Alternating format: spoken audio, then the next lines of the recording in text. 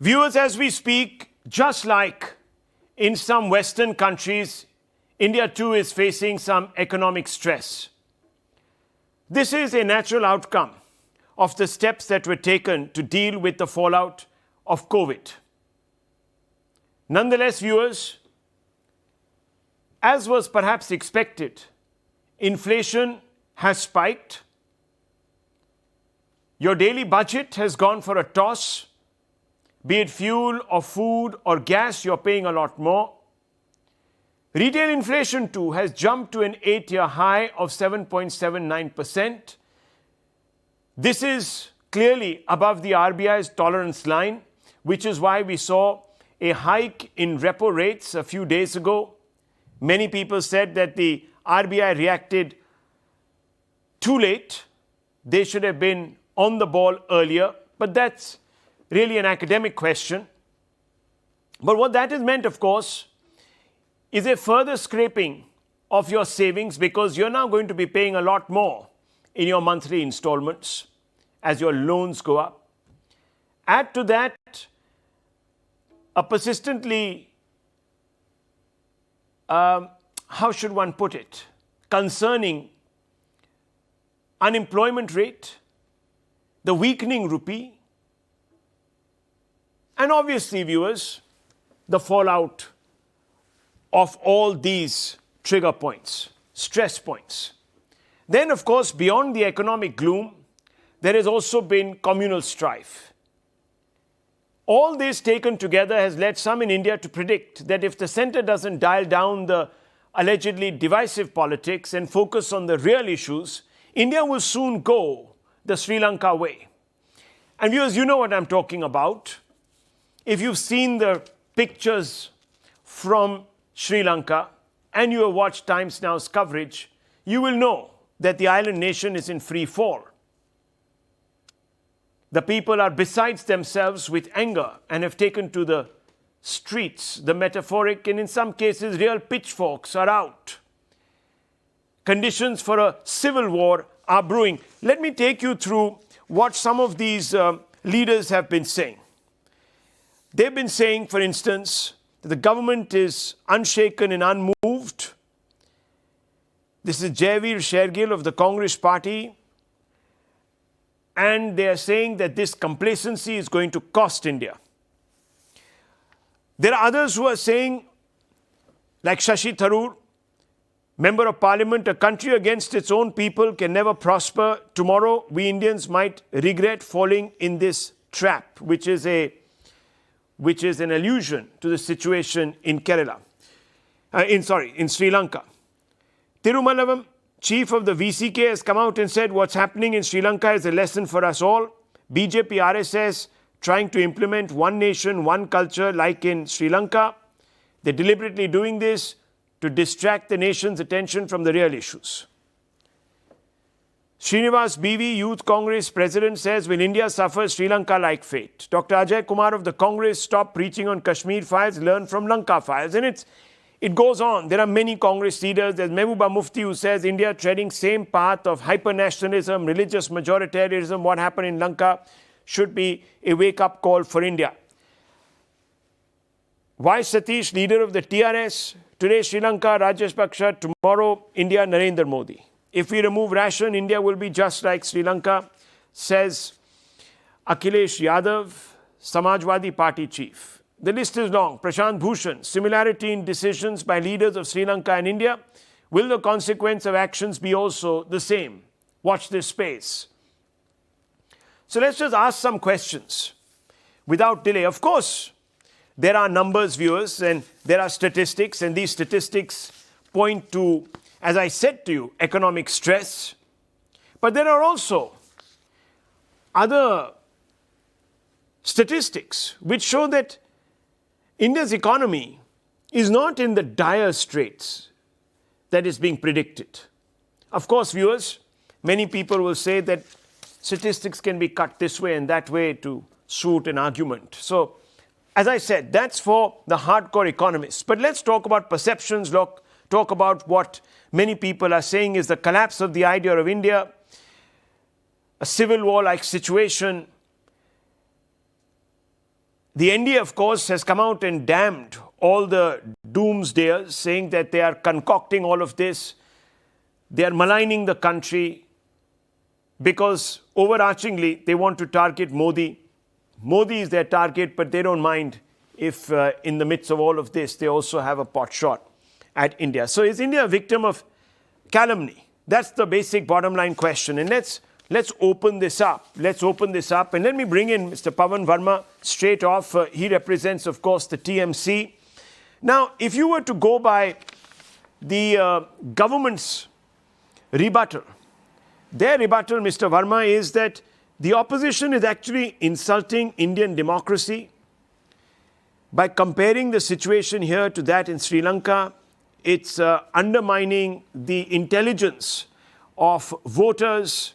And of course, most importantly, it is deliberately building this narrative to spread fear and obviously rile up public sentiment.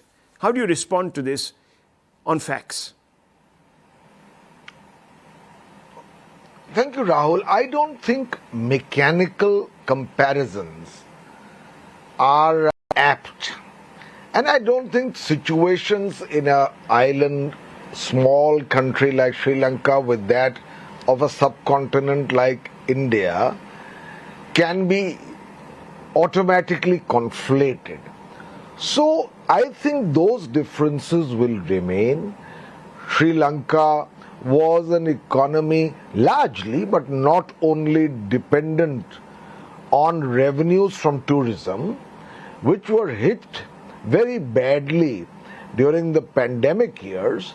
And of course, there were other causes as well, including gross economic management, the hubris of power that comes with the kind of government which was or is in power in Sri Lanka till recently.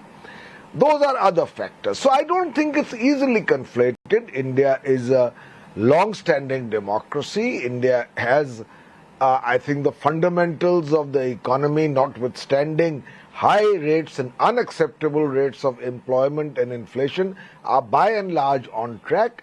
So I don't think that because Sri Lanka is imploding, India will. Having said that, I think intelligent people, Rahul, watch what happens in other countries carefully, not with hysteria, to draw the right inferences. Now, the immediate trigger of the Sri Lankan crisis on the surface may be economic, but the deeper causes are far more social and political. And for shortage of time, I am going to say to you that Sri Lanka was and is a multi-religious, multilingual, plural society. If there are some 70% Sinhalese, there are some 18% Tamils and some 9% Muslims. But there have been certain tendencies from the beginning. And perhaps we are seeing the pushback against them. There have been tendencies, and these can be summarized also. There has been a verifiable tendency on the part of the Sinhala majority to carry out policies of discrimination based on a self-ordained belief of the validity of Sinhala majoritarianism. This has been recognized by objective observers in Sri Lanka itself. Then, particularly with the last regime of the Rajapaksas, Gotabaya, he believed, in addition to reinforcing that majoritarianism, to hype up national security and what we call hyper-nationalism, to use that to deflect attention from any other issue, to stymie criticism, and to sort of use hyper-nationalism as a shield against even objective, positive, relevant and constructive criticism. Thirdly, there is this question of linguistic chauvinism. As you know, there has been attempts, and driven by the Sinhala majoritarianism, to impose the Buddhist language as the language of Sri Lanka. Now, obviously, it has led to a pushback. It is akin in some ways, but not in entirety to the attempt by some quarters in India to impose Hindi across the country. So I have already identified three things that should make us think, to worry, to examine. There are others. The increasing trend towards authoritarianism, which a government with an absolute two-thirds majority, which has come to power on the basis of a reinforced majoritarianism, increasingly uses. There is the absence of elements of reconciliation and justice which should come right from the top. The short point I'm making is that a country not at peace within itself holds to ransom the potential of economic development and prosperity. Governments that come to power with huge majorities, democratically elected no doubt, often tend to view any correctives as even anti-national. I'll give you an example. Gotabaya Rajapaksa, in one of his moves, because he had the majority, stopped the import of fertilizers into the country. He said everybody will use organic fertilizers. It was a disaster.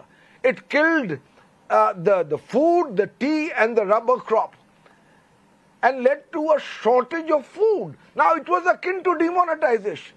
But because he had the majority, he said, I will go ahead and do it. And lastly, and thirdly, majoritarian agendas may bring short-term political dividends. I agree, I concede. But ultimately, if that becomes a reason not to be able to allow what is important within a democracy, which is dialogue and debate, dissent and disagreement, I think it leads to the very government becoming a victim of hubris, which we have seen in Sri Lanka. I am not immediately drawing parallels with India, but that is important, and some things are particularly stark. I'll take 30 seconds more. For instance, on the majoritarian agenda, now Gotabaya Rajapaksa takes his oath. His inauguration ceremony was not as per the constitution of Sri Lanka. It was done at a Buddhist temple. Now, in a multi-religious, multi-plural, multilingual society, that was a message. And you know, there have been many cases. You know, one of the reasons why Sri Lanka is in a crisis today was because of the 2019 bombings of the church, the Easter bombings, that left 267 people dead.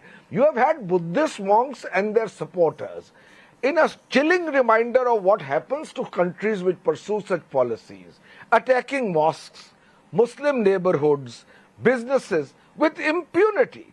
So, I am saying that the comparison cannot be made automatically, but there are inferences to learn. Countries that do not so you made a fairly lengthy harmony, opening argument are likely to implode sooner or later. That can be said. That can be said about any country. You know, you talked about the oath that was taken in a Buddhist temple, but the US president takes his oath on a Bible. I mean, it's interesting. I'm just bringing out a fact, but that doesn't mean that there is a majoritarian, Christian majoritarian agenda being pushed down the throats of just about everyone in a multicultural, multiracial society such as the United States. But I actually was hoping for a more, how should I say it, annotated response from you. Of course, what you're saying is true.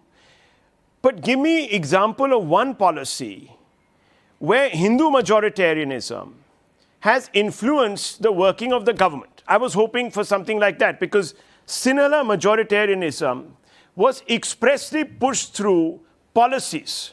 In Pakistan, you have policies that basically advantage one group, social and religious, over others.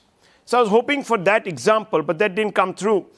You know, you talk about a country not at peace with itself. Uttar Pradesh has the most number of Muslims. It is also called by people such as yourself today the Hindutva laboratory of India. But there is no strife. It had a peaceful election. There is economic growth. And there is very little disenfranchisement. There is, of course, the odd... There is, of course, the odd... strife. Do you mean it? No, I'm asking you. I'm asking you, please tell me, there's a peaceful election that took place. Yeah, I gave an example. Many people I said gave that an there won't be a example peaceful because election. I want to be very clear. No, Mr. Verma, let me just finish. Many people said Yeah. there won't be a peaceful election. I do not wish to draw. There is going to be a complete loss for the routing of Yogi Adityanath because he was callous, he was hubristic, the state was callous, the state was hubristic. There are cows running across the state eating up crops. There is a patent hate. There is a minister who ran a tractor over protesters. There is patent and palpable hate. But Yogi Adityanath did fantastically well. Now, how do you explain that? So, I'm just saying, I don't know. Would you like to quickly answer 30 seconds before I open this up? Come back. Yes. Okay. Come back. Yeah. 30 seconds. Very quickly, the first point I made was automatic mechanical parallels are not warranted. However, inferences are important and should be made. And as far as Yogi Adityanath winning, Rahul, you know that Gotabaya Rajapaksa won in 2019, just 2-3 years ago. Yeah. With an absolute 2/3 majority in the subsequent parliamentary election. I am not holding a brief for Sri Lanka, sir. We are talking about in India. He got a similar majority. That does not mean, if I may complete, Rahul, that does not mean that the fissures in society, the adoption of wrong policies, the mismanagement of the economy, the trend towards authoritarianism was not there. Perhaps there was not an organized opposition to oppose him, and perhaps majoritarian agendas in the short term are popular. Whatever damage they do to the country in the long run. Okay. Well, we also had Trump, who was accused of playing all these cards, but he lost because supposedly there are more intelligent people who watch what happens in the United States, but not in India. This is bizarre. You use these words. Intelligent people watch what happens. Presumably, then they make an intelligent choice. But despite Modi's 5 years, according to you, of whipping up majoritarianism, hyper-nationalism, bleeding people dry, even taking over their savings, so to speak, nationalizing their bank savings, these intelligent people were not supposedly intelligent enough to learn the lessons and vote him out. So you can have a victory once, but twice. And now if one were to see UP as a mini referendum, then perhaps 2024 thrice. So, I mean, are Indian voters Rahul, a basket of deplorables? Don't try to box democracy. Okay, I'm not going to box democracy. You can win once or twice. Okay. But don't believe somebody is invincible. I request you as I'm an not saying that. anchor. I'm saying that I am only saying that was what the opposition says itself, that these are dire times. The UP result has shown us that perhaps Modi is on a trajectory in 2024 and we need something really big to stop him. This is what your politicians in the opposition, your colleagues say. And you have said it yourself on these debates, that something more needs to be done. Negative attacks on Modi are not working. You need to come up with an alternative. We need a far so more I'm right back opposition. at you. Okay, let me bring in Mr. Malviya, who needs to respond to you. Mr. Malviya, point by point, you could rebut Mr. Verma this evening. Go ahead. Right. Thank you, Rahul. Before I get on to the points that Mr. Verma has made so eloquently, I'd like to remind your viewers that he is currently with the Trinamool Congress, the party that runs the state of West Bengal.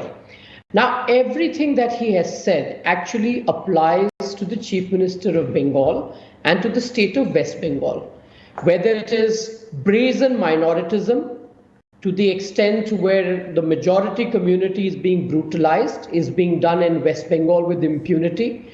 Financial profligacy is at its peak. Mamata Banerjee's government could collapse any moment if it is not reined in, and she is perennially seeking more and more funds from the center to run her own state government. So clearly there are lessons to be learned from Sri Lanka, but for Mamata Banerjee. And Mr. Verma would do well to shift his base to Kolkata and act as an advisor to Mamata Banerjee. That is assuming she listens to him and his joining the TMC wasn't just a ceremonial event.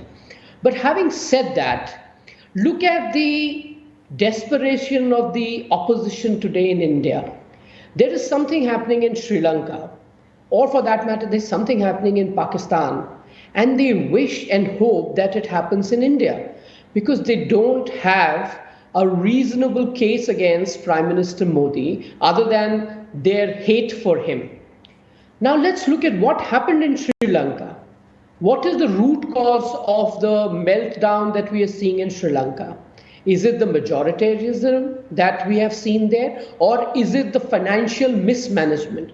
Is it the lack of governance, or is it about taking oath in a Buddhist temple?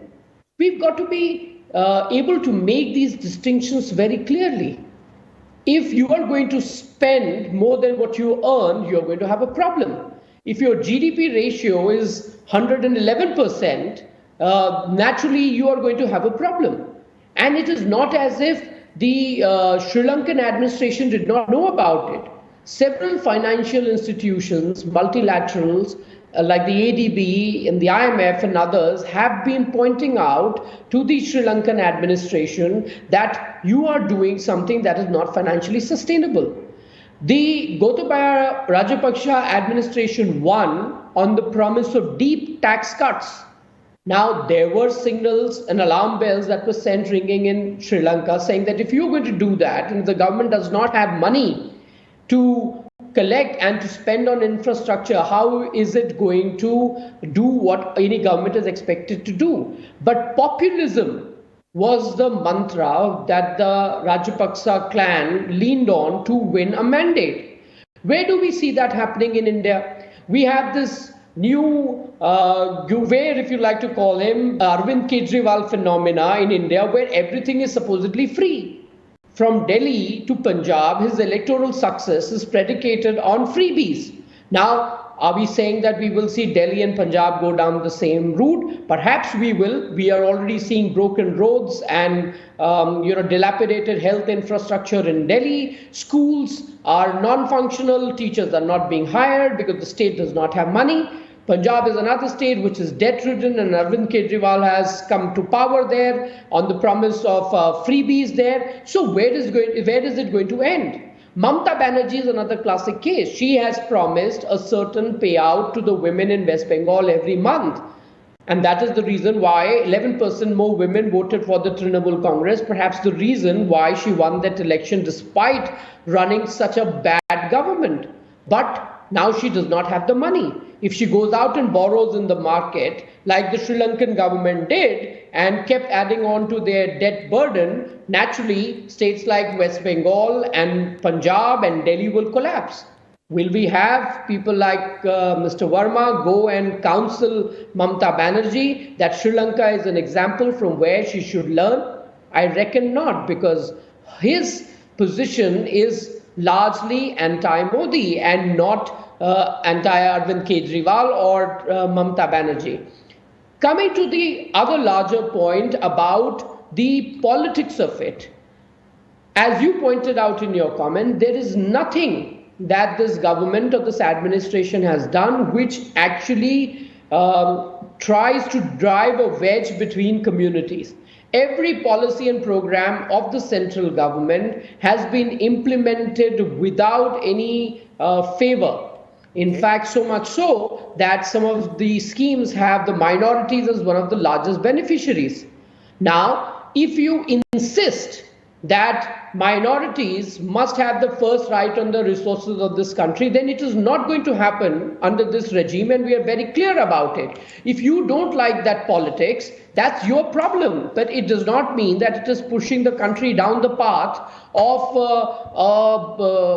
a collapse. That is not happening. Their problem is that their idea of secularism is steeped in minoritism, and if any government wishes to look at you as equal citizens, they have a problem. And that is their problem with Modi, because he does not want to patronize a certain community which they believe or they have been patronizing them all these years merely for their votes. Dr. Ranganathan, let me bring you in. India's economy is growing. Our foreign exchange reserves, tune of $600 billion, if I'm not mistaken. We have a robust social welfare program. We're not in a debt trap. The Sri Lankan constitution gives Buddhism preferential treatment. Ours identifies with secularism. Lanka's assets are hypothecated to foreign countries. India's aren't. Sri Lanka was witness to a brutal civil war. India had won in partition and nothing after. How is this comparison then being made? Is there a basis for it? Good evening, Rahul, and hello to all the fellow panelists. It's been a wonderful discussion so far, and that is where I think Converse, if I'm not mistaken, has won an award as well, because while Upfront is like a newspaper, Converse is like a magazine. So you dip into it from weeks. So it's a very good, nice, deep discourse. Let me add to it, if I may. Clearly, Rahul, this extrapolation, asinine, banal, wrong on so many counts, this extrapolation of Sri Lanka's problems to India is the working of a toolkit. There is no other explanation for it. And I applaud Mr. Pavan Verma. I really do. I wish I could stand up and applaud, but my wires would go here and there, that he has put it pat on, that he disagrees, even though he's in the opposition. He disagrees and he says that this extrapolation, as far as the economic reasons that are being given are concerned, is wholly unacceptable. And he's absolutely right. There are two issues here. And let me delve into them briefly. First of all, I have to say this, that all those guys who are extrapolating Sri Lanka, cat gets their tongue when they see the situation of Venezuela. I wonder why the leftists never say that what is happening in Venezuela might happen in India. India should heed the warning of Venezuela. But that's another matter. Two things have destroyed, in my opinion, Sri Lanka, if at all. One is hyperinflation, and the other is hyper-nationalism. Let me delve into them one by one. As far as hyperinflation is concerned, and I want to say this, that both currently do not fit into the India narrative. So this is a completely mistaken belief, and obviously this has the working of a toolkit, as I said. Now, may I also disagree a little with my good friend Amit Malviya when he says that if you have a debt to GDP ratio of 110% that Sri Lanka has, of course you'll be in trouble. Well, it depends. This is not cut and dry. India's is 58% right now. America's is 130%. Japan is 270% debt to GDP ratio. So are you saying that Japan is the next Sri Lanka? No, because the world has confidence in some nations that they would recover, and the world does not have confidence in us. The classic case being Greece, did not believe Greece. So that is why Greece went the Sri Lanka way 10 years ago. So it's not just three or four things, it is many things. And if we look at the fundamentals of India, they are quite strong. You talked about the foreign reserves, you talked about inflation is worrying, but we have just come out of a massive COVID pandemic situation, and we've entered a war which has a direct bearing on the commodities, on so many other things. And especially as we approach middle income economies, we also tend to import a lot of inflationary problems. For example, a lot of issues of America, as far as inflation is concerned, we are actually directly importing. So, you can be hyper about it, you can do scaremongering, but my advice is to look at our fundamentals and also look at what is happening in other countries. And then you compare. That is how rational and logical comparisons are to be made. Now, let me come to the other issue, where, if I may, Mr. Pavarma went completely wrong, but because he belongs to a political party, I suppose that is also understandable. The fact of hyper-nationalism. Rahul, I put to you that forget about hyper-nationalism. Indians are patriots, not nationalists. And that's a wonderful thing. When Modi talks of India as a Jagat Guru, what does he mean? To me, it means imbibing the phrase he likes to use, Vasudhaiva Kutumbakam. The world is my family. Modern genetics has shown how exceptionally liberal, progressive, and scientific it is. Nationalism, on the other hand, is anti-science, for at the heart of evolution lies the axiom that survival of any species or fittest is dependent on enabling genetic diversity within it. The more mutations our genes accumulate during the passage of evolutionary time, the more chance we have of combating a stress. Survival of the fittest is impossible without survival of the fraternity. Mix, mate, make the cut. There is nothing constructive that nationalism can achieve in peacetime that patriotism can't. Nationalism is ideology agnostic. And if there is one thing we do know about ideologies, It is that they might survive because ideas, good or bad, do, but not before they end up destroying those that follow them. Fascism, communism, casteism, Islamic fundamentalism. Nationalism in a globalized world represent a dangerous anachronism, Rahul. Look at us, for instance. We do not believe in nationalism. Forget hyper-nationalism. We are a vibrant democracy and have friendly relations with most countries. We trade goods worth $620 billion with 194 nations and rank impressively on the overall trade index. We welcome all with open arms. Our rank 34 most friendly country. Our refugee policy says the UNHCR is an example code for the world to follow, unquote. We have committed ourselves to the Paris climate deal. These are hardly the telltale qualities of a supremacist or an exclusivist. I contend, therefore, that we as a nation are patriots, not nationalists. Finally, just 20 seconds. Are we ever going to discuss how much the holy book teaches the embodiment of nationalism, the exclusivity, supremacy, the othering, the majoritarianism, the hate for others? Or are we too scared to do that? So before we delve into this asinine comparison of Sri Lanka, hyper-nationalism, let us remember that Modi, far from being a majoritarian, is actually a minoritarian. I don't have time to go into the 10 or 15 issues that are, you can clearly say, are against Hindus and pro-non-Hindus. But I won't go into that because we're running out of time. Bottom line is, we are neither at this moment hyper-inflationary or hyper-nationalist. Tanveer Sadiq, would you like to respond? You know, if you're comparing Sri Lanka with India, I think it would be very unfair. India is a huge country. You cannot, there is no way you can compare it with Sri Lanka. But that said, if opposition parties like ours or in the rest of the country ask certain questions, we are not anti-national in that. If we ask questions, there is some scare amongst the people. I, as a common man, and please bear me out, there are majority of the people are common people who ask very common questions. There are some such learned people on the panel. I will not go into the details, but let's agree that India's inflation has risen to 8-year high, around 7.7% in April. From vegetable to diesel to CNG to everything seems to be burning a hole in our pockets right now. The rupee has slipped down to 77.5. These are some pertinent questions that we are asking. I mean, a true nationalist is not one who says, my country right or wrong.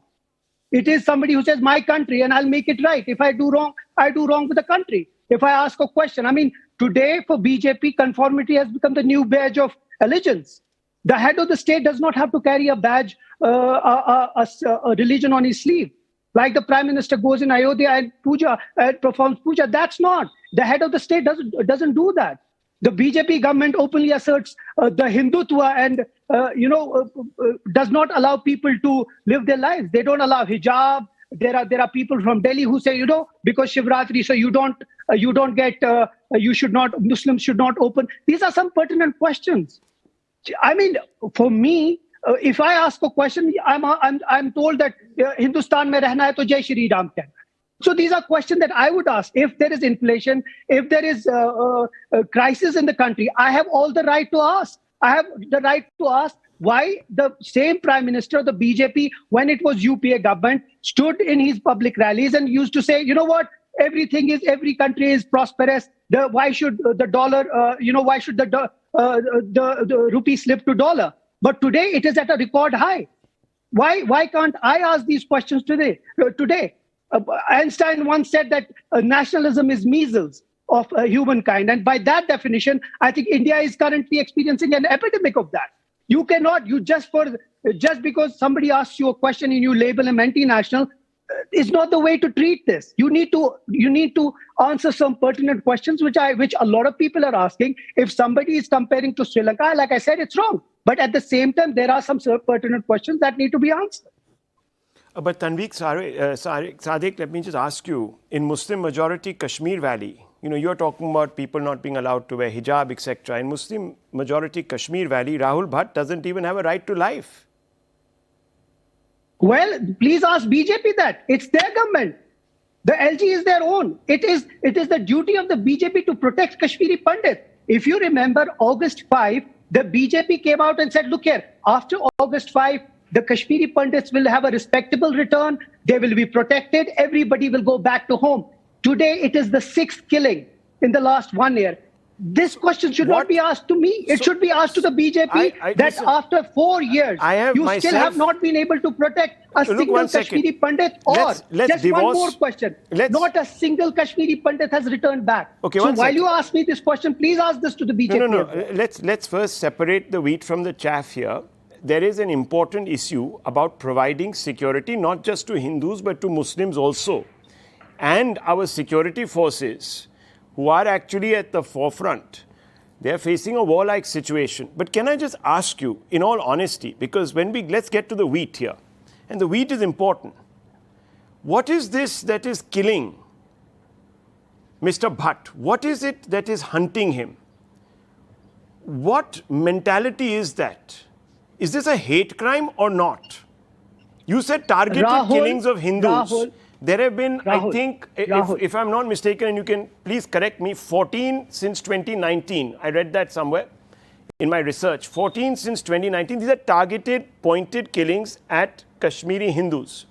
What is the mentality that has taken root, that is hunting them down? Is there a word for it?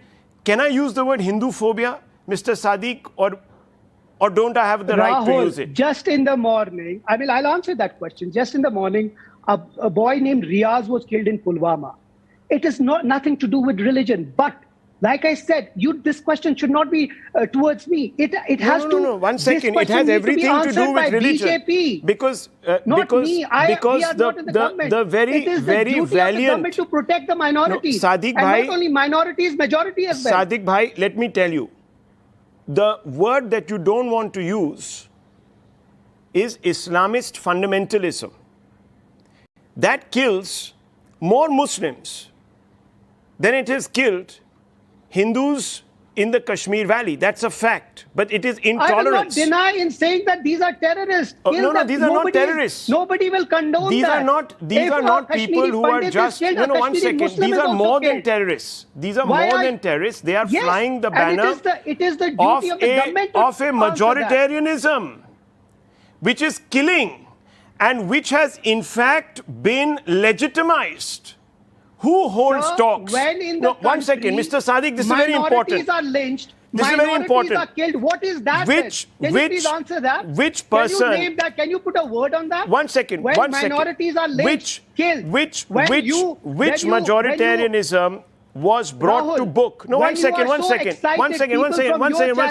Sadiq. Mr. Sadiq, I'll answer that question very simply for you. It's very simple.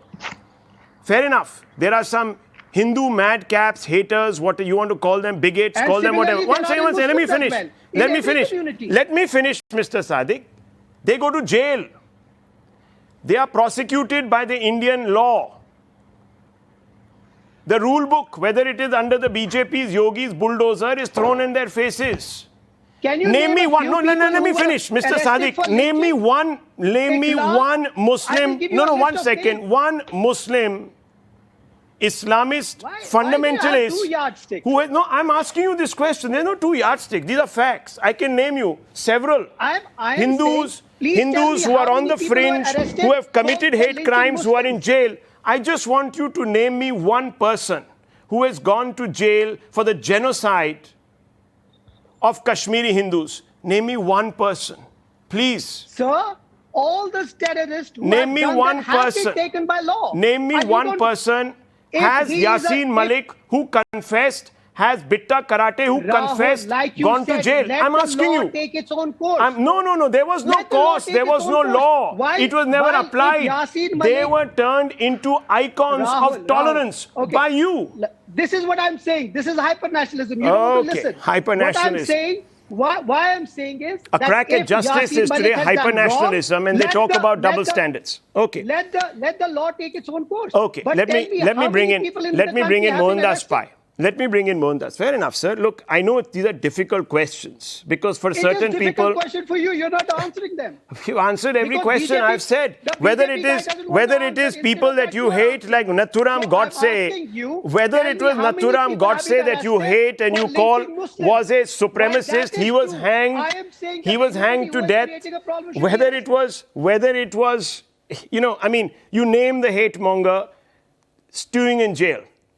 But on the other side, we have an ethnic cleansing that has taken place 3 decades back, but we are mocking the history of that.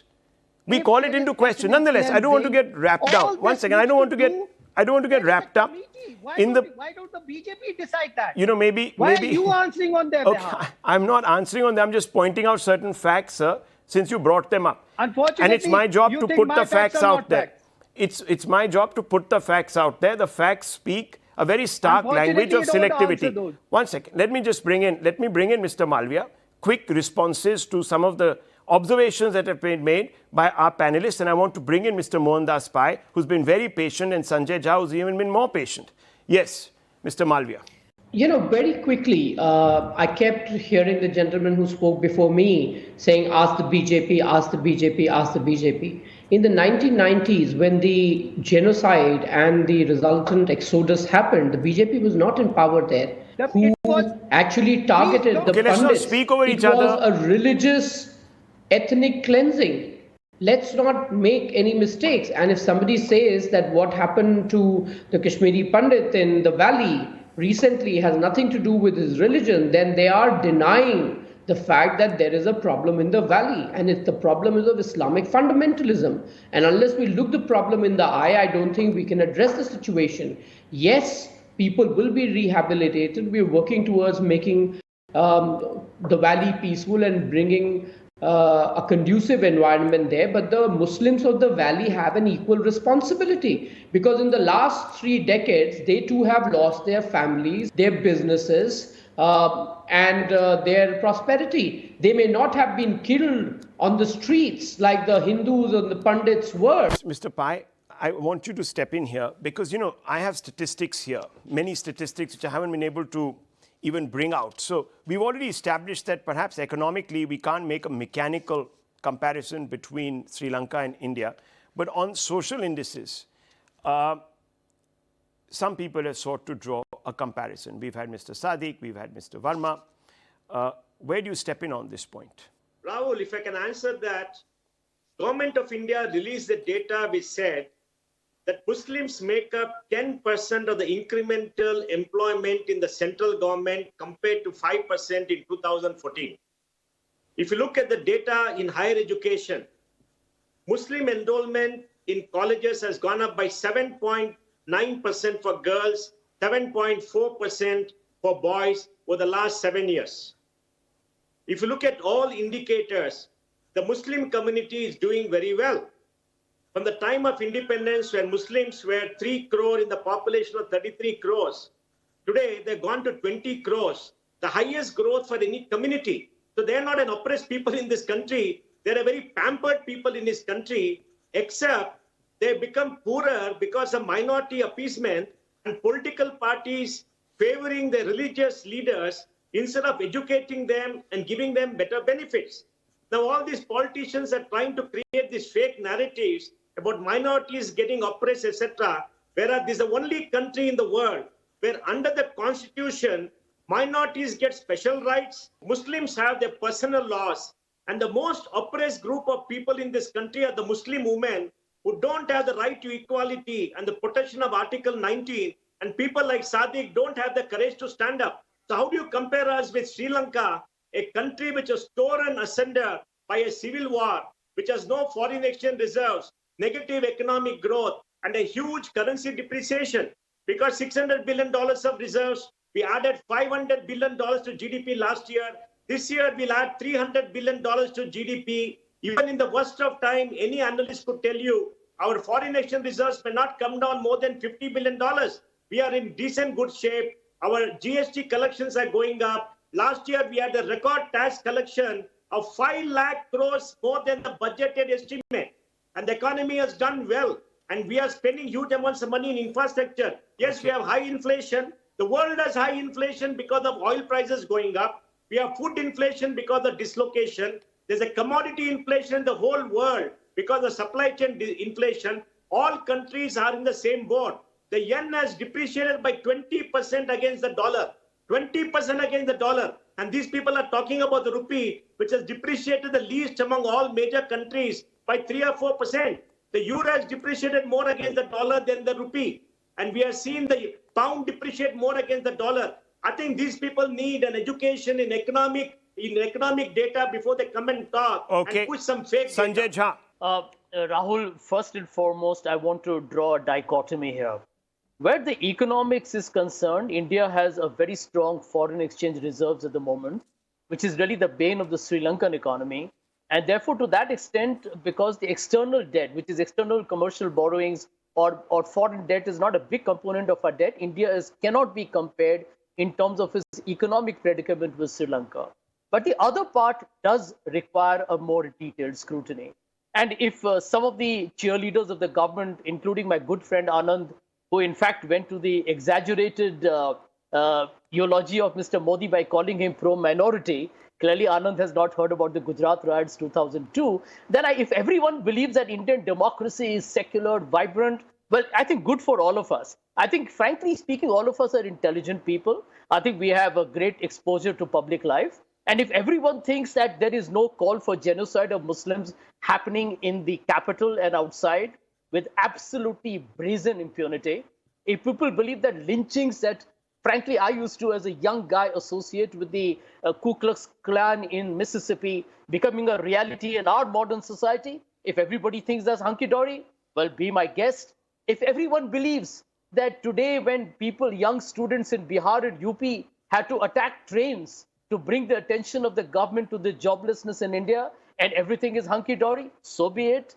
If the WHO is condemned for being conspiring as a Western democracy against India because they said that 47 lakh people died in India on account of COVID, well then, hey, listen, what are we complaining about? I think we are a great country. We have no flaws. Mr. Modi is the ultimate god that India was waiting for. Indian democracy is under absolutely no flaw whatsoever. The press freedom, the democracy indexes are all wrong. And there is no gender disparity in India. On HDI, we are fantastic. And the GDP figures are never being questioned. I think, Rahul, the problem in the debates that we're having in our country, and I credit that to Mr. Malviya's party, is to blame people who question the government, which in my opinion is the quintessential definition of democracy. If tomorrow, and I'm going to say this to you on your channel, that tomorrow if a non-BJP government comes to power, and if you were to criticize the government, Mr. Pai were to criticize the government, I promise you, I'll never believe that you're doing anything wrong. That's the job that we are meant to do. And I do believe that questioning the government is something that the government should actually welcome, because that's the only way a society has a free and, in my opinion, a fair debate. Mr. Jha, I'm sure the Ranas are listening to you very, very clearly and are very, very tuned into every word, because there are governments where sedition law, which they militate against day in and day out, is slapped on those that question their governance. No, I mean, look. I want to tell you, I condemn it. I also want to tell you that for the record, it is there under data that the maximum number of rise in sedition cases have happened since Mr. Modi became the Prime Minister. And I'm glad that the Congress party put it in its manifesto that if we come to power, we'll remove sedition. Why does Mr. Modi need to review it? Rahul, in fact, the government should have the courage of its own conviction to abolish a British colonial legacy. Sanjay Jha referred to a democracy index. That same democracy index last year or this year gave Canada flying colors. Do you know what Canada did when truckers came out to protest, viewers? They allowed them to freeze to death. They ring-fenced them. Food wasn't allowed. यहाँ तो लंगर लग गए थे. Pizza delivery हो रही थी. Pizza ovens खुल गए थे. But there, viewers, they ring-fenced these protesters. They ensured that they froze to death, a large number of them, in their trucks. And those that were left still defiant were beaten black and blue and thrown in jail. That was hailed as an example of good governance. Let me tell you. So anyhow, there are many such arguments that can be used to counter. Look, you know, the one thing I'm actually chafing at a little bit, and I need to end this on this. You see, we're constantly backslapping each other by saying all of us are intelligent. You see, all of us might be intelligent. I don't include myself here. But in a sense, we're also saying that the BJP's voters are not. And that, I think, is patronizing, viewers. Any sensible person, any intelligent person will watch what happens and react accordingly, except for India's voters. So I don't know where this is coming from, but I think, as in the immortal words of Rajesh Khanna, if I'm not mistaken, not much of a Bollywood fan, but public sab janti at the end of the day. And I just leave it to the last word to the public. I leave it at that, viewers. You make up your minds. You've heard a lot of views. I leave it at that on Converse this week.